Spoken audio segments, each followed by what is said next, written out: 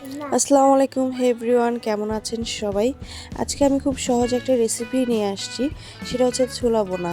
আমরা রোজার সময় অনেকেই ছোলা বোনা খেয়ে থাকি, তবে এটা অনেকেই রান্না করতে পারে, আবার অনেকেই পারে না।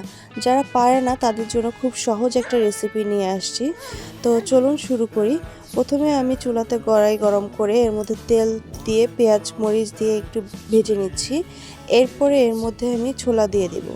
ছোলাটা আমি আগের দিন রাত্রে সারা রাত ভিজিয়ে রেখে পরের দিন সেদ্ধ করে নিয়েছি। তো সেই সেদ্ধ করা ছোলাটা আমি এবার দিয়ে দিলাম। দিয়ে পেঁয়াজের সাথে খুব ভালোভাবে তেল পেঁয়াজের সাথে মিশিয়ে নাড়াচাড়া করে নিতে হবে। নাড়াচাড়া এক পর্যায়ে এটা হালকা ভাজা ভাজা হবে।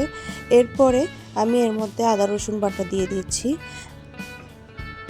লবণ দিয়ে দিচ্ছি, ধনের গুঁড়ো, হলুদের গুঁড়ো, মরিচের গুঁড়ো, আর তার সাথে দিব জিরার গুঁড়ো।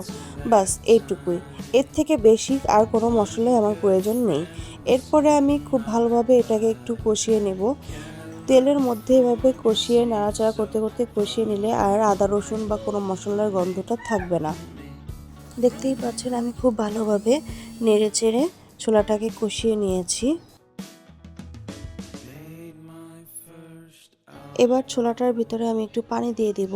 পানিটা দিয়ে 10 মিনিট রেখে দিলেই আমার ছোলাটা কিন্তু রেডি হয়ে যাবে।